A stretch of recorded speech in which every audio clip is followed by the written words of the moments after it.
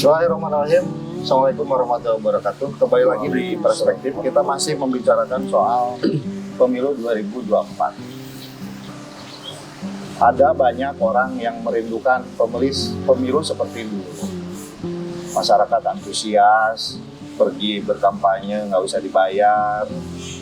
Partai politik benar-benar dianggap sebagai wadah untuk menyalurkan visi, gagasan ideologi, dan gagasan pembangunan di partai politik. Lalu pemilu dilaksanakan relatif sangat murah sekali. Para anggota dewan mungkin partai politik tidak perlu membagi-bagi uang, melakukan money politik secara terbuka pada masyarakat. Karena ada semangat dan gairah yang luar biasa di masyarakat masa lalu. Seiring dengan perubahan zaman, ada prosesi reformasi yang membawa kita pada sebuah arus demokrasi yang sangat deras sekali, di mana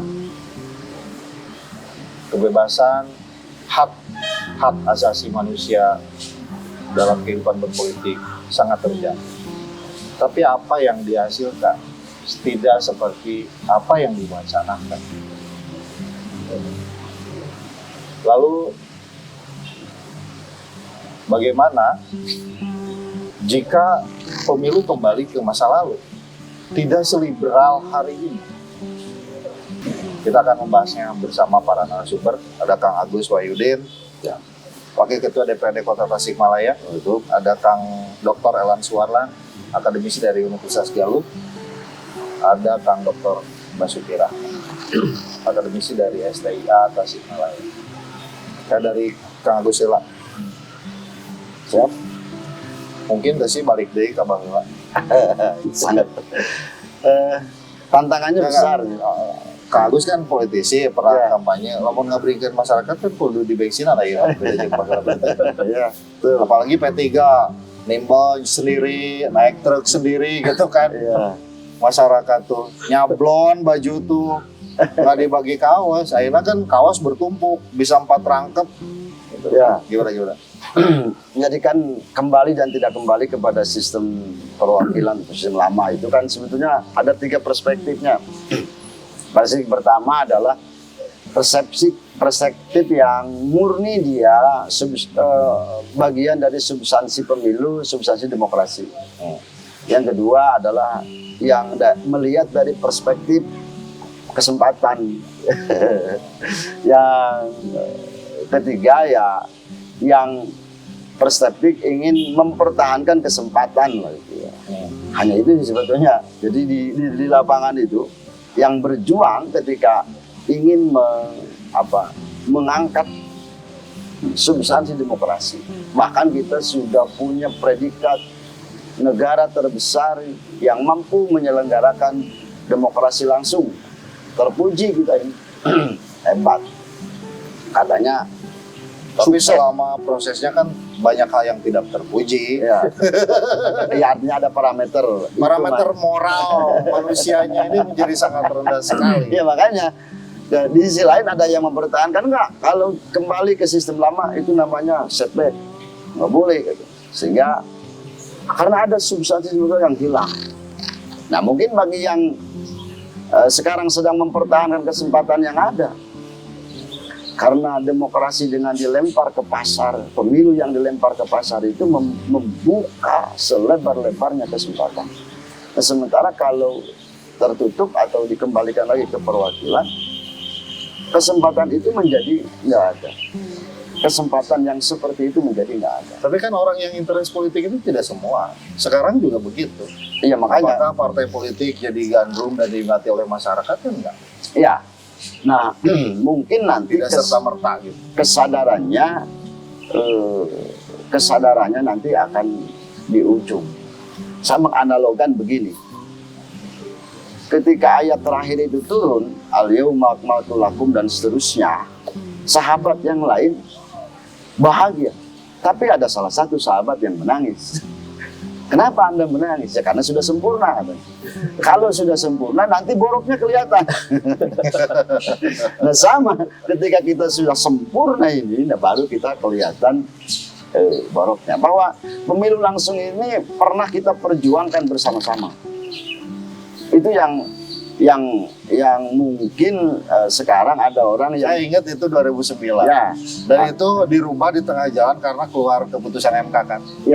Ya artinya begini, semua kesempatan pada waktu itu terbuka dan berbondong-bondong para pendekar demokrasi, para aktivis demokrasi itu berbondong-bondong dia mampu masuk di Senayan. Bukan aktivis demokrasi, Kang Awe. Waktu itu tuh para caleg di luar nomor 1 dan nomor 2 utamanya itu berbondong-bondong protes ke MK supaya dirubah sistemnya, tidak lagi nomor urut gitu kan, awalnya begitu. Ya jadi kalau dari sisi akademis kita berpikir setelah kalau tadi analoginya al-yaum akmaltu lakum, kayaknya memang lebih sempurna ketika kita kembali lagi ke demokrasi perwakilan. Politisi nih. Politisi. Yang dikhawatirkan dulu adalah oligarki di dalam partai politik. Tapi faktanya oligarki itu tetap hidup meskipun sistemnya seperti itu. Gimana Kang Uki? Ya, saya kira begini,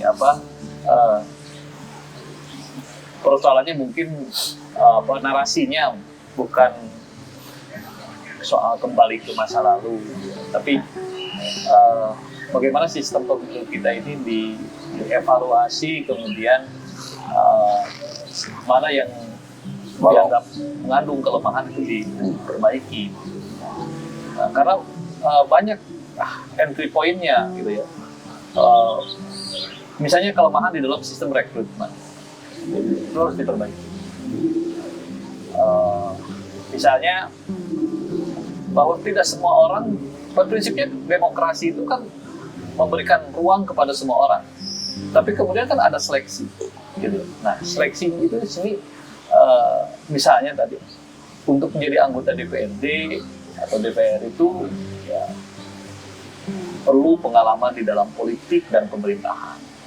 Jadi dengan demikian terseleksi lah, gitu. Jadi kalau orang mau jadi calon legislatif, dia harus punya pengalaman di bidang politik dan pemerintahan. Misalnya pernah jadi pengurus partai atau pernah memiliki aktivitas yang berhubungan dengan kebijakan pemerintah. Itu satu misalnya. Terus yang lainnya misalnya, apakah misalnya partai kita itu masih bisa disederhanakan, gitu ya? Tidak sebanyak yang setiap pemilu kita kan tidak kurang dari 10 partai, 12 partai. Itu kan ciri khas reformasi, ciri khasnya partainya banyak. Tanpa harus itu, gitu ya. Misalnya, karena kita juga sudah menerapkan pola partai lokal di Aceh misalnya. Apakah sistem partai lokal itu kita melakukan di semua daerah? Gitu. Artinya aspek demokrasinya terwadahi, tapi efektivitas pemilunya juga terjamin. Dua hal ini saya kira tidak mengganggu.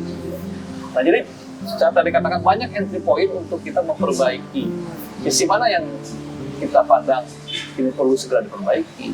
Apakah dari sisi kepartaiannya, dari sistem rekrutmennya, gitu, dan lain sebagainya. Nah kalau itu saya kira bisa dilakukan, pemilu kita insya Allah akan lebih baik. Kita sekarang tinggal mengidentifikasi apa kelemahannya di mana, gitu. Bagaimana cara memperbaiki? Gitu. Nah, ini saya kira untuk seolah-olah kalau kita kembali ke masa lalu itu suatu kemunduran, gitu ya, dan lain sebagainya. Dan saya kira pemilu di masa lalu juga banyak mengandung kelemahan, banyak mengandung kelemahan. Nah, artinya bagaimana kita belajar dari masa lalu, kemudian juga hari ini sehingga ke depan kita bisa melahirkan suatu sistem yang lebih baik, yang lebih menjamin bahwa keterpilihan seseorang baik dalam pilkada maupun di dalam pemilu legislatif itu ya bisa memenuhi ekspektasi publik, gitu ya. Karena kan bagi masyarakat itu pemilu itu sebenarnya cara bagi masyarakat untuk menyalurkan kepercayaan kepada seseorang. Nah masalahnya gitu ya, Kalau yang memilih itu adalah semua orang, tetapi siapa yang dipilih yang menentukan kan partai, bahkan ketua partai. Gitu. Jadi ini sangat mungkin orang-orang terbaik tidak terpilih oleh ketua partai sehingga masyarakat tidak punya kesempatan mendorong dia. Sehingga dengan demikian makanya gitu, pemilu 55 misalnya ada calon independen, gitu ya. Nah sekarang kan nggak ada ruang calon independen untuk parlemen, misalnya. Kan banyak sekali variannya di pemilu itu, gitu. Dan kalau dibuka lebih ini ya itu deh sistem seleksi. Ada kader partai yang berpuluh-puluh tahun di partai, ada kader ormas ataupun apa yang memiliki kapasitas, ada akademisi yang dibutuhkan karena memahami gitu kan. Ya. Jadinya akan kalah oleh istrinya mantan kepala dinas, istrinya mantan Jadi hanya dua itu. apa. Jadi hanya persoalannya mau langsung mau perwakilan itu kan persoalan pokoknya di situ, di Ya. fungsi rekrutmen partai. Nah, yang terjadi hari ini sistemnya itu adalah sangat administratif, tidak substantif seperti dulu. Kalau dulu kan, oke mau nyalonin di Golkar ya dulu di zaman Orde Baru.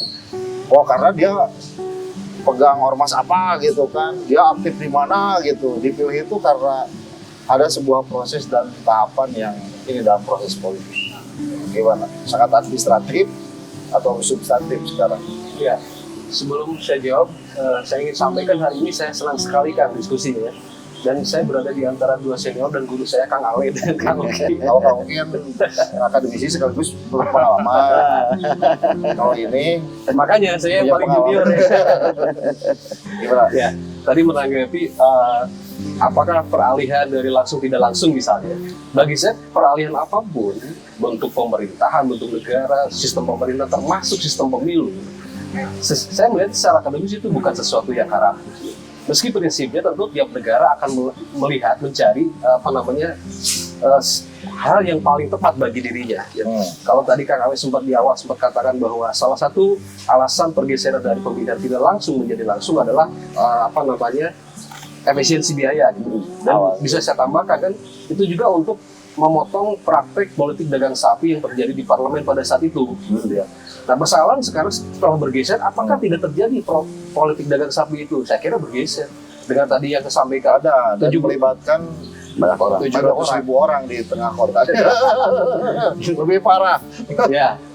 Jadi apapun sebetulnya kalau disederhanakan pendapat saya ada dua tuh yang perlu diperkuat. Pertama mengenai kepartaian ya. Yang notabene partai itu adalah salah satu dari merupakan kontestan pemilu dan pemilu adalah pilar dari demokrasi. Lalu yang kedua adalah soal partisipasi masyarakat gitu ya. Ketika rakyat tersebut memiliki kedaulatan rakyat, jangan lupa juga kemudian itu harus terkonversi menjadi kedaulatan ekonomi kesejahteraan lah gitu ya, kesejahteraan. Dan memang kalau bicara Itu terlalu jauh deh. Hah? Terlalu jauh itu konteks kita. Konversi apa tadi? dari kedaulatan politik menjadi kedaulatan Nah, itu ekonomi. terlalu jauh kayaknya. Tujuannya yang dicari kan kesejahteraan sebetulnya kan. Ya masyarakat tidak memahami. Bahkan mungkin partai politiknya juga tidak memahami. Punten ya. Lanjut. Ya, banyak kita masih dibayangi misalnya ketika Orde Baru kan kritiknya adalah misalnya bagaimana Pak Harto jadi calon tunggal, kan dari situ awalnya, gitu, dari situ. Kemudian ada perbaikan-perbaikan. Gini, praktek sekarang katakanlah sejak awal reformasi ya, misalnya undang-undang mulai dari Undang-Undang 3 nomor tahun 99, kemudian 12 2003 masuk ke 10 2008 dan 8 2012 lalu terakhir 7 2017. Besok kita masih menggunakan undang-undang yang sama kan. Nah sebetulnya kok MD3 ya? Iya, saya bukan undang-undang pemilu, undang-undang pemilu dan undang-undang pilkada kan. Kemarin itu kan sempat ada ya kan. Saya termasuk yang setuju jika seperti ada omnibus law bahwa undang-undang pemilu itu berada dalam satu dokumen. Sekarang saja soal pemilu pilkada kan dianggapnya beda tuh. Putusan MK aja beda. Bahwa pilkada bukan bagian rejim pemilu. Ya. Sekarang prakteknya kan besok beda tuh 2024. Pemilu Februari kemudian pilkadanya November gitu ya. Yang notabene sebetulnya Undang-Undang 10 2016 dengan 7 2017 itu masih ada persoalan. Besok masih menggunakan undang-undang yang sama. Misalnya apa? Soal money politik. Di undang-undang pemilu yang kena itu hanya pemberi saja. Di undang-undang pilkada dua-duanya. Ini kenapa beda kalau soal money politik gitu. Dan ada hal yang paling saya garis bawahi ketika saya berusaha merawat harapan. Terus terang saya sebagai masyarakat kecil, masyarakat biasa, saya cukup lelah dengan polarisasi yang terjadi dari residu konflik pemilu 2014-2019 gitu ya. Tapi kemarin ada yang mengganjal sebetulnya sampai hari ini kan. Misalnya apa? Ketika rekrutmen tim seleksi di tingkat pusat, ternyata ada nama yang masuk di luar yang diusulkan Mendagri pada saat itu kan. Sampai sehari ini saya belum menemukan informasi yang valid kenapa itu bisa masuk. Apakah itu semata-mata hak prerogatif presiden dan sebagainya. Nah bagi saya ini salah satu catatan gitu ya. Karena apa? Karena kalau jauh nanti ke depan ada praktek kecurangan pemilu segala macam, boleh jadi kecurangan-kecurangan yang ada di dalam pemilu itu adalah diawali dari proses rekrutmen itu. Gitu.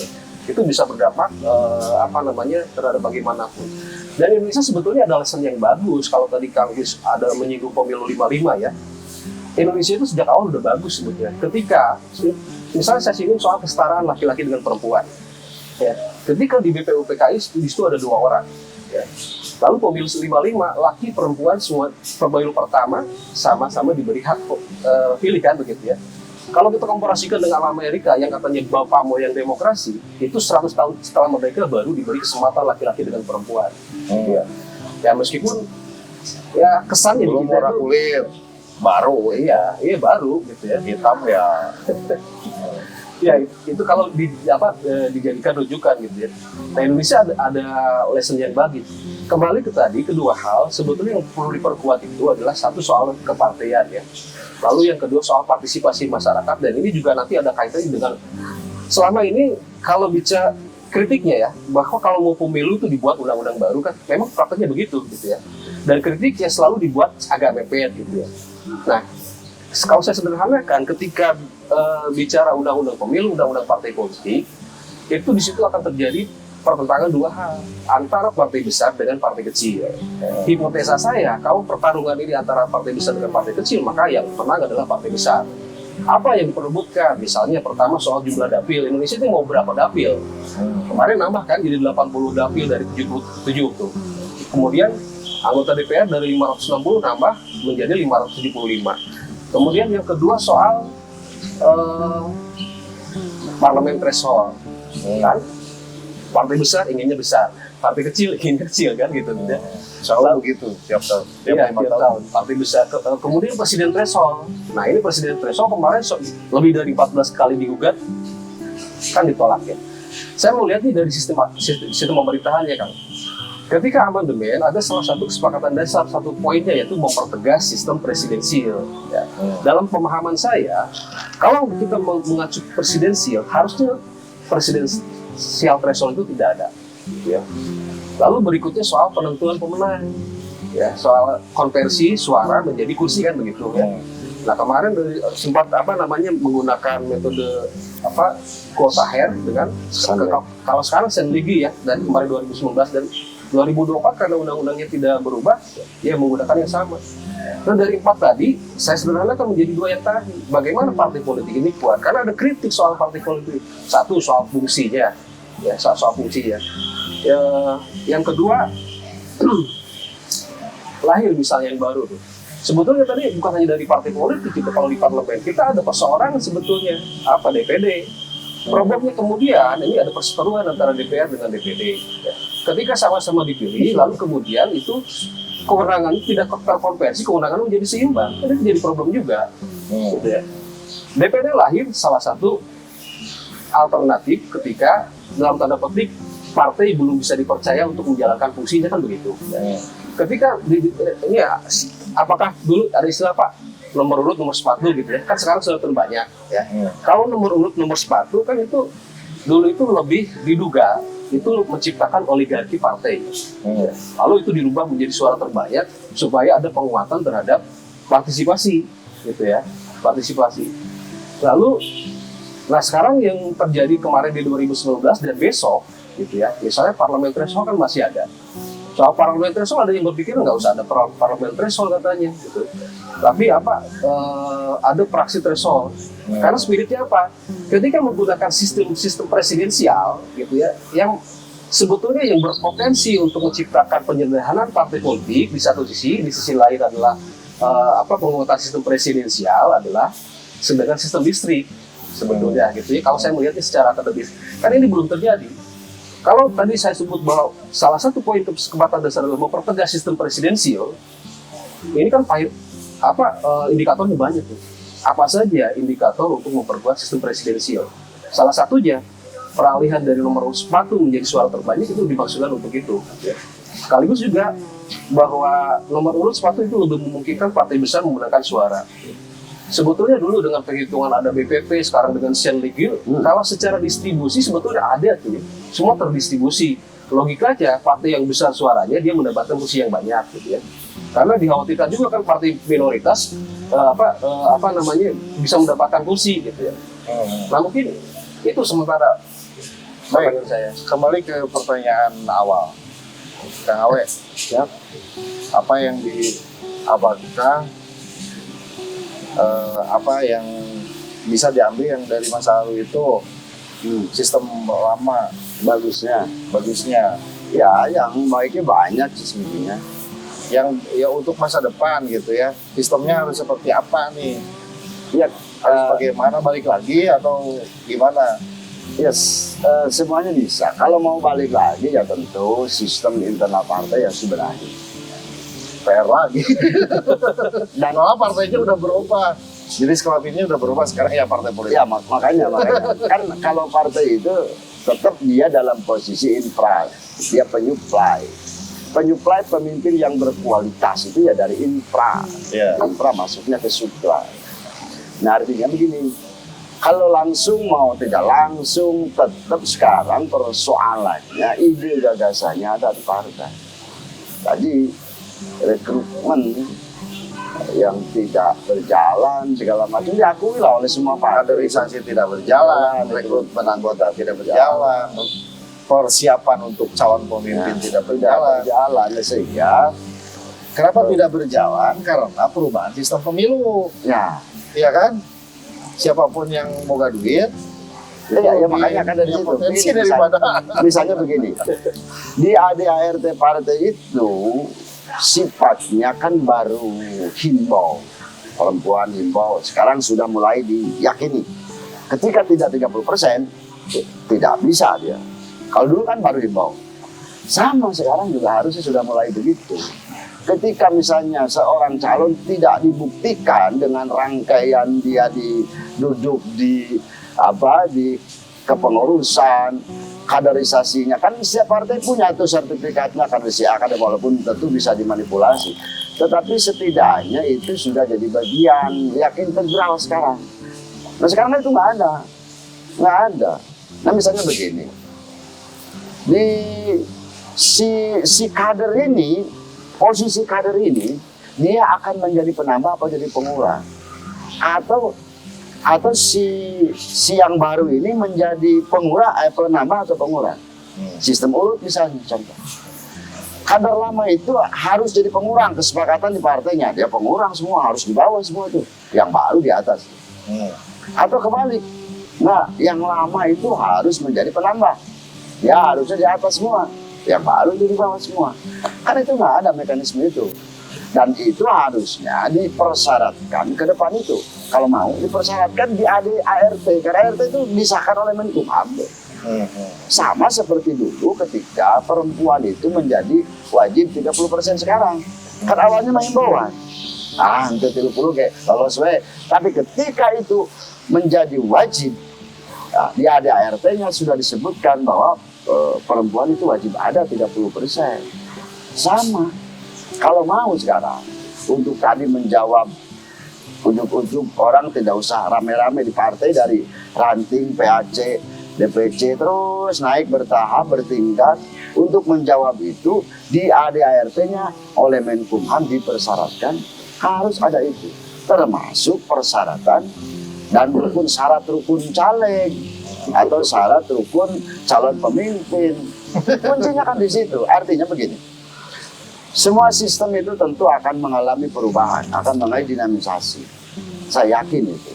Kita tidak lagi tentu harus diperdebatkan lama dengan yang baru. Yang lama punya kekurangan, tapi kelebihannya banyak. Yang baru juga kita masih diperlibatkan kelebihannya kan gitu. Yang sudah jelas gitu pada kelebihan yang lama. Dalam kaidah orang NU al muhafadzatu ala din sholih wal adu jadi bil aslah. Yang aslahnya mana sih? Apakah yang aslahnya itu yang katanya Kota Tasik juga hasil survei 60% itu masyarakatnya beramplop. Dan mungkin sekarang teori yang digagas Fukuyama itu yang laut trust society itu di sini kerasa kan? Oh, trust society. Oke. Ini kayaknya cenderung ke balik lagi lah, supaya efektif, diperkuat yang partai lomba-lomba berjalan lagi, kaderisasinya berjalan, mempersiapkan calon politiknya berjalan, dan lain sebagainya. Banyak sekali keuntungan. Nah, oke. Saya saklek sih, Kang. Ya, Pilihan. jadi begini, kalau istilah saya di perbaikannya dicicil saja lah. Ya. Sekarang kan mumpung KPU belum bikin aturan-aturan teknis terkait misalnya dengan persyaratan calon. Coba itu saja dulu diperketat. Yang artinya mungkin bisa dilakukan di pemilu 2024. Tadi misalnya tentang kualifikasi atau menakar kapasitas dan kapabilitas calon. Misalnya kalau tingkat pendidikan sudah diatur di dalam undang-undang, seperti itu, coba di breakdown misalnya, dikonversi dengan pengalaman di dalam bidang politik dan pemerintahan. Saya kira itu bisa dilakukan oleh KPU hari ini. Nah, kemudian juga soal ini problem, soal keterwakilan. Nah, sistem pemilu kita ini kan banyak suara yang terbuang. Gitu. Ada partai tadi dengan threshold itu, gara-gara threshold, ada partai yang sekian juta dapat suara tapi dia tidak dapat kursi. Itu kan sudah dari sisi keterwakilan itu bermasalah. Gitu. Nah, kemudian juga sekarang yang saya tahu misalnya Jawa Barat itu jumlah anggota DPR-nya lebih sedikit dari Jawa Timur. Padahal penduduknya lebih banyak. Nah, keterwakilan kita itu atas dasar apa? Wilayah, keterwakilan wilayah, atau keterwakilan penduduk? Nah, ini kan bisa diperbaiki oleh KPU hari ini, gitu ya. Nah, sehingga mungkin dari aspek keterwakilan kita bisa lebih representatif, dari aspek kapabilitas calon bisa lebih terjamin, gitu ya. Sehingga masyarakat disajikan menu yang ya sudah lebih baik lah daripada sebelumnya. Jadi jangan sampai kemudian menu kita itu juga, gitu. Karena tidak ada perbaikan di dalam sistem kita. Oke. Kang, Ya, saya ingin menariknya begini, Kang. Spirit Indonesia itu salah satunya adalah memperbaiki parlemen dari unikameral, satu kamar itu dulu yang punya kewenangan itu adalah DPR. Ketika di MPR ada DPR, ada utusan daerah, utusan golongan. Lalu ceritanya ketika amandemen itu bergeser menjadi bikameral, melahirkan ada DPR, dalam bahasa Belanda tweede kamar, ya, 2 kamar ya. ada DPR, ada DPD. Kalau DPR ini kan political representation, ini perwakilan penduduk. Ada lagi setengah kamar. Ya. Yang nggak boleh jangan salah kamar itu. Ya. Yang kedua ada kalau DPD ini kan political teritorial ya, mewakili daerah gitu. dan dia harus full. Tapi di kita DPD itu sistem distriknya berwakil banyak. Misal kalau dikomparasikan dengan Amerika punya 50 negara bagian, tiap-tiap negara bagian ada 2 orang. Nah, ketika mau amandemen, Indonesia duduk, ini kayaknya Indonesia mau dari Amerika nih, ya, ada satu pandangan begitu. Tetapi ketika melihat proses perubahannya, ternyata proses perubahan Undang-Undang Dasar 45 itu tidak gaya Eropa prakteknya, tetapi tidak gaya Amerika, tetapi gaya Eropa kontinental. Harusnya DPD itu satu kabupaten satu gitu. Nah, jadi mewakili. Nah, itu sempat diwacanakan sebetulnya. Kalau sekarang kan gila itu orang milih DPD dasarnya apa? Ya karena artis pilih aja, angkanya jutaan. Ya kalau mau memang tadi kalau mau DPR-nya ada selah. Iya. Jadi Ya, DPR-nya itu 35 sistem tahun. keterwakilannya yang harus Iya. diperbaiki. Kita banyak koreksi. 2,5 tahun Disimpulkan, DPR-nya. Kang. Wanita 2,5 tahun DPR gitu. Iya, ini menarik ya. Kesimpulannya gini, mana lebih baik, tertutup atau terbuka? Dua-duanya ada kelebihan kekurangan. Cuma saya menggarisbawahinya begini Kak, konteks Indonesia itu kan Indonesia ini sering disebut berada dalam masa transisi. Ketika masa transisi itu dua hal, serba mungkin dan serba tidak pasti. Ya. Kemudian prakteknya dalam setiap pemilu terjadi pergantian undang-undang. Pergantian ini bisa dilihat dari dua sisi. Pertama, itu bagian dari konsolidasi demokrasi, memperbaiki undang-undang partai politik, memperbaiki undang-undang pemilu. Tetapi bisa dilihat juga dari hal yang lainnya, apakah perubahan tersebut itu hanya kepentingan pragmatis sesaat? Ya. Bagi partai, misal partai punya kebutuhan agar partainya tetap eksis. Ya. Nah, karena kalau tertutup itu juga sebetulnya ada ini juga. Jadi lebih menghormati ketum partai misalnya. Ya, kaderisasi partai lah. Maka tadi dua hal yang tersebut, bagaimana apapun sistemnya, perbaikan sistem kepartaian harus lebih baik dan kemudian tidak menegasikan soal partisipasi masyarakat. Oke. Terakhir, kalau kita lihat dari kesepakatan pada saat pembahasan Undang-Undang 7 2017 ketika perhitungannya misalnya soal Perisuan itu menggunakan Andres Senlegio itu kan pada saat itu argumentasinya itu dianggap lebih baik gitu ya, lebih mudah dipahami, kemudian lebih mengakomodasi perwakilan tadi gitu. Oke. Itu kan akan sangat dinamis lah. Siap. Ya. Oke. Aturan hari ini banyak sekali kelemahan, ada banyak kelebihan karena hasil perbaikan di aturan masa lalu. Aturan pemilu masa lalu mengandung banyak sekali kelemahan, tapi ada banyak kelebihan. Untuk ke depan, kita harus memperbaiki aturan pemilu ini supaya pemilu benar-benar merepresentasikan gagasan pikir, gagasan pokok kehidupan kita berbangsa, bernegara, baik soal keterwakilan maupun soal kualitas yang lainnya yang dihasilkan dari pemilu. Mudah-mudahan ini menjadi wacana yang bisa didiskusikan, yang menjadi interest semua pihak hari ini supaya pemilu ke depan benar-benar menghasilkan pemimpin yang terseleksi dengan baik, pemimpin yang siap bekerja dan memikirkan kehidupan rakyat banyak. Kita akan ketemu lagi di perspektif episode berikutnya. Assalamualaikum warahmatullahi wabarakatuh.